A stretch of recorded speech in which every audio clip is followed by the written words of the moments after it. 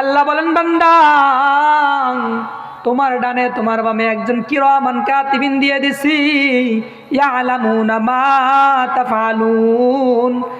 তুমি যা করো না কেন ওরা কিন্তু সব কিছু জানে। তাহলে আমি আর আপনি দুনিয়ায় কি করি না করি, কতটুকু আমল করি জানেন যিনি তিনি কে? তাহলে এই দুনিয়া থেকে আমাদের সকলের বিদায় নিতে হবে। আমরা এই দুনিয়া সবাই মুসাফির, সকলেই কবরের যাত্রী। কথা বলেন ঠিক কিনা? সুতরাং যখন আমাদের টিকিট চলে আসবে, টিকিট কি? হ্যাঁ, সুন্দর, মাশাআল্লাহ, চমৎকার বলেছেন কাউসার ভাই। এই যে মাশাআল্লাহ, এই যে আজকের আয়োজন, এত সুন্দর একটা আয়োজন করেছেন, এত আমার ভালো লাগতেছে। এই যুবক ভাইরা, এরা যদি চাইতো এখানে একটা টুর্নামেন্ট খেলা দিতে পারতো কি পারতো না? পারতো। 10 দিন ব্যাপী একটা খেলার আয়োজন করতে পারতো, বা দূর দূরান্ত থেকে নায়ক গায়ক এনে এখানে নাচ বাজ গাজনা এগুলা করতে পারতো কি পারতো না? নিষেধ করার মতো কেউ থাকতো না, নিষেধ করতো না, নিষেধ শুনতো না। কথা বলেন ঠিক কিনা? কিন্তু তা না করে একটি কোরআনের মজমা সাজাইছে। কেন? সে বুঝেছে যে না, আসলে এগুলা দুনিয়ার এগুলা কিছু না, আমার পরকালীন কিছু করতে হবে। কথা বলেন ঠিক কিনা? এই জন্য তিনি দিয়েছেন কি কবরবাসীর রুহের মাগফিরাত কামনায়, যে হ্যাঁ, এই ভুয়াবাড়ি থেকে সজল চলে গেছে, শাহাবুদ্দিন চলে গেছে, নাসির সাহেব চলে গেছে, আব্দুল্লাহ ফকির চলে গেছে, এইভাবে আমার আপনার সকলের যাইতে হবে, এই দুনিয়ায় কেউ থাকতে পারবে না। কথা বলেন ঠিক কিনা? সুতরাং এমন কাজ করে যাইব, হয়তো আমি থাকবো না, হয়তো বা কাউসার ভাই থাকবে না, হয়তো বা এই সভাপতি আজকে উনি এখানে আছেন, আজীবন তো এখানে থাকবেন না, কিন্তু উনার নামটা আল্লাহর আরশে চলে যাবে। কথা বলেন ঠিক কিনা? সুতরাং উনারা যে কাজটা করেছেন, এমন একটা আয়োজন করেছেন, আমরা দোয়া করি কিয়ামত পর্যন্ত এদের আনেওয়ালা যারা এদের বংশধর আসবে সবাই যেন এই কাজটাকে কিয়ামত পর্যন্ত ধরে রাখতে পারে। সকলে বলি আমিন। মুসলমান ইমানদার আল্লাহর গোলাম, আমরা সবাই কবরের যাত্রী। এখান থেকে সকলে কবরে যাইতে হবে। কবরের যাত্রী আমরা সবাই। কবরই হলো আমাদের আসল ঠিকানা, সেখান থেকে জান্নাত জাহান্নাম। সুতরাং সকলে আমরা কবরের যাত্রী, কবরে যাইতে হবে। কবরে যাওয়া ছাড়া আমাদের কোনো উপায় নাই। কথা বলেন ঠিক কিনা?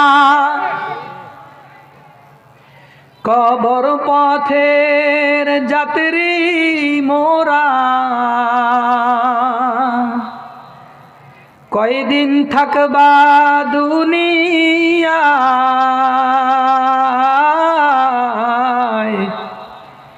আজরাইল তো তোমার পিছু ঘুরছে সর্বদা। ঠিক কিনা? আমার সাথে বলতে পারবেন? আমার পিছনে আজরাইল আছে না নাই? আছে না নাই? কবর পথের যাত্রী তুমি, কয়দিন থাকবা দুনিয়ায়,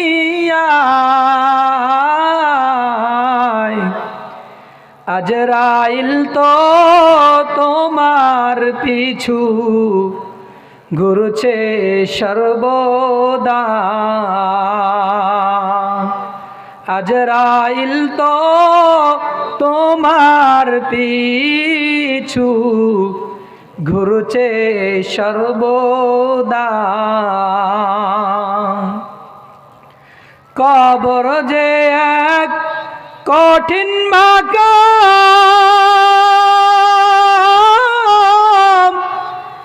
পড়বে ধরা পাপী তামাম। কবর যে এক কঠিন মাকাম, পড়বে ধরা পাপী তামাম।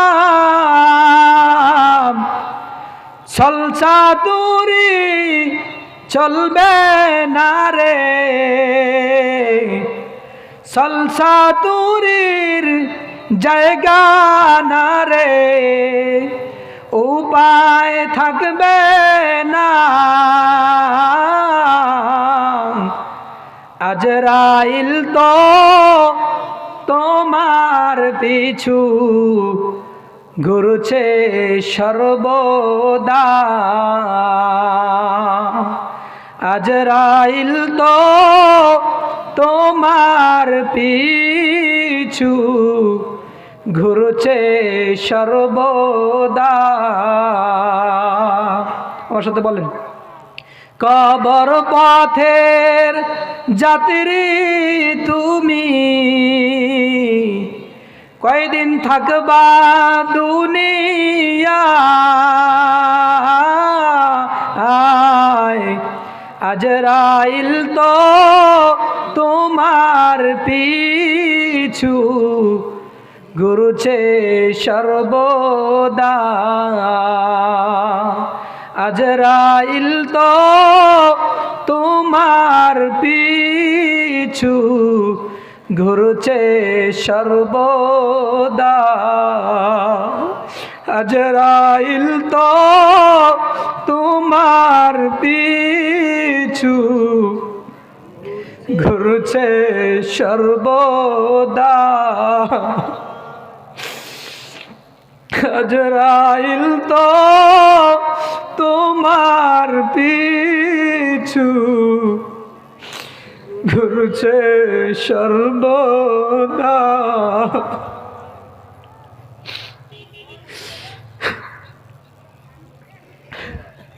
আজরাইল তো তোমার পিছু ঘুরছে সর্বদা। আল্লাহ তাআলা সকলকে মাফ করে দেয়, সকল বলি আমিন।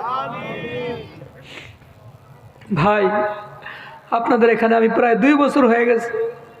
আমার এই লাইফে কত যে জানাজা পড়াইছি, কত মানুষের জানাজা পড়াইছি। আমি এখানে আসার পর আমার সাথে অনেকের মোহাব্বত ছিল। এই যে আমাদের সজল ভাই, কত মোহাব্বতের একটা লোক ছিল ভাই।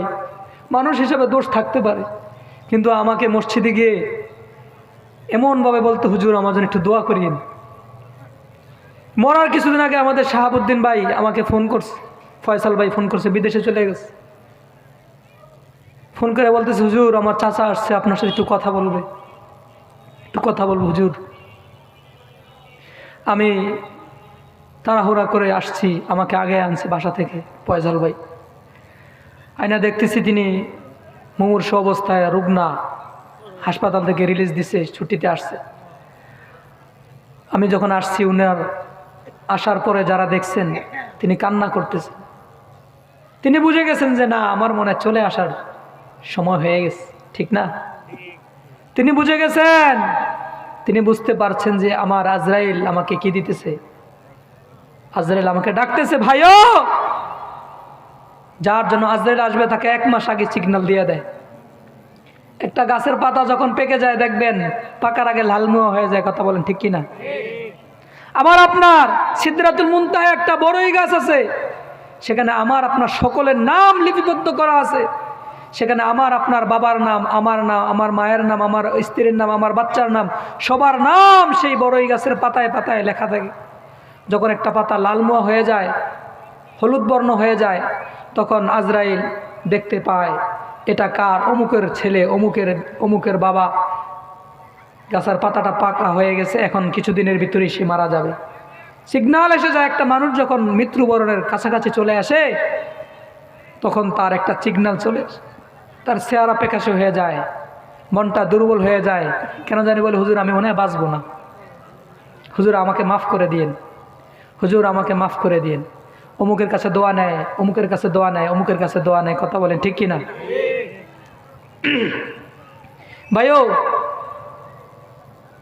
এই 2 বছরে অনেককে, আপনাদের অনেককে এখানে মাটি দিয়েছি, অনেকের জানাজা পড়াইছি। সামনের বছর কাকে জানি হারায় ফেলি, কথা বলেন ঠিক কিনা? কার জানি মৃত্যুর ঘন্টা বেজে গেছে, কার জানি বড়ই গাছের পাতাটা পেকে গেছে, কার জানি নামটা সেই মৃত্যুর খাতায় উঠে গেছে, কথা বলেন ঠিক কিনা? এই জন্য ভাইও